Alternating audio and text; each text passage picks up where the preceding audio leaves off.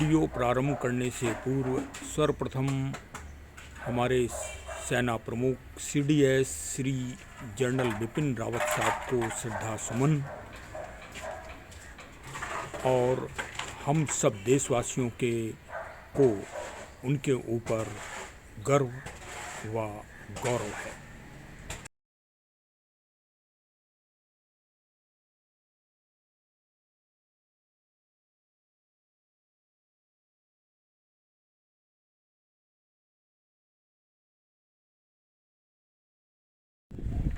आज 15 जनवरी 2022 को भारतीय सेना दिवस का महान दिवस है और सभी हमारे जवानों को कोटि कोटि हमारी तरफ से शुभकामनाएं। हमारे चैनल की तरफ से हार्दिक बधाई और मंगल कामना के साथ मैं ये वीडियो बना रहा हूँ और उनके वीरता, उनके साहस, उनके पराक्रम, उनके जोश को मैं प्रणाम कर रहा हूँ और कोटि कोटि नमन कर रहा हूँ। देखिए, कोई परतंत्र क्यों होता है, आप पूरा निष्कर्ष निकाल लीजिए।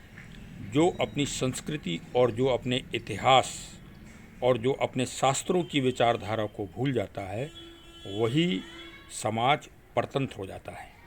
तो भाई अब ये तो सत्य है, इसको तो स्वीकार करना ही पड़ेगा कि हम भारतीय एक काफ़ी लंबे समय तक गुलाम रहे और आज जब आप उसका विमोचन करेंगे, उस पर गहन चिंतन करें, मंथन करें ठंडे मन से, तो आप यही पाएंगे जो मैंने 3 बातें कही: अपना इतिहास, अपनी संस्कृति, अपने शास्त्र मतलब ग्रंथ में जो बात बताई गई हैं उनको अगर हम भूल जाएंगे, जब हम भूलेंगे तब गुलाम बनेंगे कोई, और वही समाज गुलाम बन जाएगा जो इन 3 चीज़ों को भूलेगा।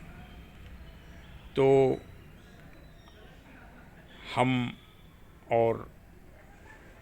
भारतीय एक लंबे समय तक गुलाम रहे।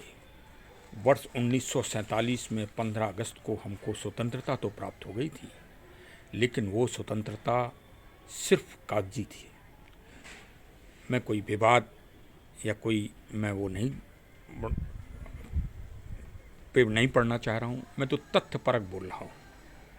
क्योंकि 1947 में भी गवर्नर जनरल जो भारत का था वो अंग्रेज़ था और जो भारत की सेना का सबसे बड़ा अधिकारी था वो भी अंग्रेज़ था।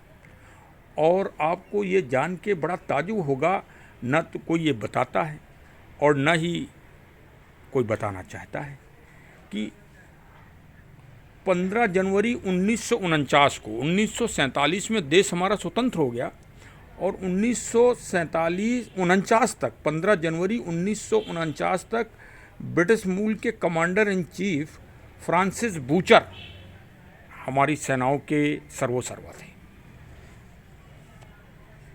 और आज जो 15 जनवरी आज का जो महान दिवस है सेना के लिए, आज हमारे श्री के.एम. करियप्पा साहब पहले lieutenant general commander in chief बने थे। तो वर्ष 1949 में, इस बात का ध्यान रखिए। तो आज का दिन हमारे लिए बड़ा ही गौरवपूर्ण और वास्तव में एक स्वाभिमान भरा हुआ है और उसको आज हम भारतीय सेना दिवस के रूप में मनाते हैं। देखिए, मैं बुंदेलखंड का मूल निवासी हूँ। गांव मेरा जगतपुर अहीर है और वहाँ पर एक पट्टशिला लगी हुई है। एक पहले तो एक सिंह साहब थे, उनके मकान के सामने कुआं था, उसमें लगी थी। अब वो वहाँ के प्राइमरी स्कूल में लगा दी गई है और उसमें जो वर्ष 1900 प्रथम विश्व युद्ध हुआ, उसमें उस गांव के 21 आदमी अमर शहीद हुए थे प्रथम विश्व युद्ध। और पूरे विश्व युद्ध में हमारे 74,000 भारतीय जवान शहीद हुए थे। और उस समय की जो राजनीतिक विचारधारा थी भारत में, उस विचारधारा से और अंग्रेज़ों का ये अनुबंध हुआ था कि आप फर्स्ट वर्ल्ड वार में हमको भारतीय जवान भेजिए हमारी मदद में, और फिर हम आपके देश को स्वतंत्र कर देंगे। देखिए, हम पहले भी कह रहे हैं कि हम कोई विवाद, हम तो तथ्यपरक बोलते हैं, और उसमें हमारे राष्ट्रपिता साहब, हम तो कहेंगे ही, श्री महात्मा गांधी जी साहब ने इस बात का अनुबंध किया था कि हाँ, हम आपको भारतीय सैनिक दिलवाएंगे और फिर आप हमें स्वतंत्रता दीजिएगा। लेकिन अंग्रेज़ों ने हमारी भारतीय राजनीतिक विचारधारा को धोखा दिया और अपनी शक्ति, अपनी सेना और अपनी शक्ति को और अधिक मजबूत किया। और इसके बाद सेकंड वर्ल्ड वार हुआ, और सेकंड वर्ल्ड वार में भी अंग्रेज़ों ने फिर से पलट मार दी, और पलट मारने के बाद जो है फिर हमारी विचारधारा से अनुबंध हुए उनके, और लेकिन फिर भी हमारे दयालु विचारक, हम तो कोई कमेंट करेंगे नहीं, लेकिन दोबारा फिर सेकंड वर्ल्ड वार में करीब 70,000 भारतीय जवान, युवा, एकदम युवा व्यक्ति जो गए थे युद्ध में, क्योंकि युद्ध में हमेशा इन्फेंट्री में जो आगे चलते हैं वो यूथ चलते हैं, और उसमें फिर करीब 70,000 आदमी काल कलवित हुआ भारत का। कभी हमारे राजनीतिज्ञों ने इस अंग्रेज़ी सरकारों से कभी पूछा कि जो अमर शहीद हुए और उनका विजय का झंडा फहराया, उसकी कीमत कभी वो अदा कर सकते हैं? अरे वो एक संवेदना ही प्रकट कर दें आज के दिन। कभी सोचा है? इतनी तो कई देशों की आबादी है, जितने जन और जितने भारतीय जवान इन युद्धों में शहीद हुए, कभी इसका आकलन कौन करेगा?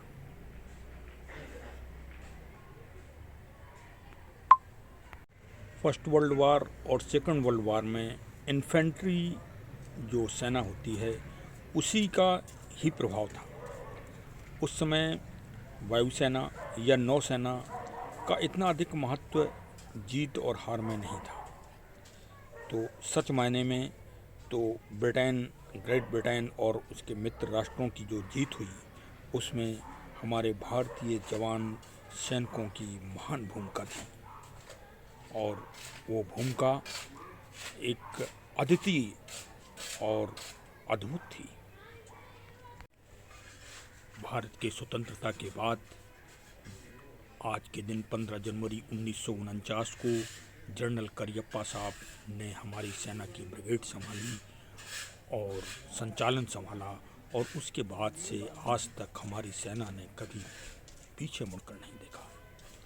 चाहे 1947 के विद्रोह हों या 1965 का युद्ध, यद्यपि उसमें किन्हीं मोर्चों में हमको अनुभवहीनता के कारण और टेक्नोलॉजी पर डेवलपमेंट न होने के कारण कहीं हमको नीचा देखना पड़ा, लेकिन उसके बाद फिर हमने उन कमियों को दूर किया, और दूर करने के बाद 1971 का युद्ध हो, चाहे कारगिल का विजय युद्ध हो, सब में फतेह प्राप्त की। और आज भी हम दुनिया की श्रेष्ठ सैन्य संगठन में से एक हैं। हमारी देश की जो व्यूह रचना है, सैन्य व्यूह रचना, वो युद्धाभ्यासों में श्रेष्ठ समतुल्य जो विकसित राष्ट्र हैं उनके समतुल्य मानी जाती है। ये हम सब के लिए बड़ी ही गर्व और प्रसन्नता की बात है, और इसके लिए हमारा सैन्य संगठन, सैन्य अधिकारी सभी धन्यवाद के और वीरता के और महानता के प्रतीक हैं। हम सब भारतीयों को अपने सैन्य संगठन, सैन्य अधिकारियों और सैन्य व्यवस्था पर गौरव व गर्व है। हमारी सरकारों को सैन्य व्यवस्था से जुड़े अधिकारियों व कर्मचारियों के लिए कल्याणकारी योजनाएं बनाना चाहिए अधिक से अधिक, और उनकी जीवन रक्षा और उनकी सुरक्षा और आधुनिक साज सज्जावट, आधुनिक टेक्नोलॉजी से उनको जो है उनको प्रदान किया जाना चाहिए, उनको सुसज्जित किया जाना चाहिए, जिससे वो अपनी रक्षा के साथ देश की रक्षा के लिए भी समर्थवान हो सकें, क्योंकि जो टेक्नोलॉजी में आज की तारीख में मजबूत है वही विजेता होगा। और ये अभी नहीं, ये यदि राम और रावण के युद्ध में, महाभारत में अर्जुन और कौरवों के युद्ध में भी अगर आप देखें तो वही जीता जिसके पास टेक्नोलॉजी थी, जिसके पास गांडीव ऐसा धनुष था। भगवान राम जी के पास वो तरकस और धनुष थे कि उनके तीर उसमें वापस अपना लक्ष्य को भेदने के बाद वापस आ जाते थे। ये चिंतन दिया है हमारे भारतीय प्राचीन साहित्य ने, प्राचीन हमारे जो आदि पुरुष हुए हैं उन्होंने टेक्नोलॉजी को महत्व दिया है। वो टेक्नोलॉजी रावण के पास नहीं थी, यद्यपि रावण के पास टेक्नोलॉजी का पुष्पक विमान था। ये एक चिंतन है, अभी मानव उस सीमा तक नहीं पहुंच पाया है जो हमारे पूर्वजों ने एक चिंतन दिया है, एक पूरी दुनिया को सकारात्मक चिंतन दिया है, प्रेरणात्मक चिंतन दिया है। उस चिंतन को मानव जगत को सोचना चाहिए प्रेरणा के रूप में, और उसको एक लक्ष्य बनाना चाहिए कि अभी उन कमियों से व उतने विकास से अभी हम दूर हैं। और धीरे धीरे देखिए मानव अपनी जिज्ञासा में लगा हुआ है और उन सपनों को साकार कर रहा है। तो हमारी सरकारों को चाहिए कि हमारी सैन्य व्यवस्था आधुनिक टेक्नोलॉजी से सुसज्जित हो, वायुसेना, नौसेना, इन्फेंट्री, पैदल सेना सभी, और कम से कम जनहानि हो उनको। और हम सब नागरिकों का कर्तव्य है कि जो भी सैन्य अधिकारी और कर्मचारी अपने दैनिक कार्यों में हमसे संपर्क करते हैं, हमें उनका सम्मान करना चाहिए और उनके कार्यों में मदद करना चाहिए। हम यही उनके प्रति हम लोगों का एक बहुत बड़ा एक कर्तव्य और हम लोगों की एक ड्यूटी होगी साधारण व्यक्तियों की, जिसके द्वारा वो गर्व और गौरव का भी अनुभव कर सकेंगे और उन्हें देश से सम्मान प्राप्त हो सकेगा। चलिए साहब, बहुत बहुत धन्यवाद। हमारे चैनल से जुड़े रहें और प्रकृति और पेड़ पौधों और ज्ञान पर समय समय पे वार्ता और चिंतन करते रहें, और सभी को इस मामले में जागरूक भी करें और चैनल को, हमारी वीडियो को फॉरवर्ड करें। बहुत बहुत धन्यवाद। Thank you.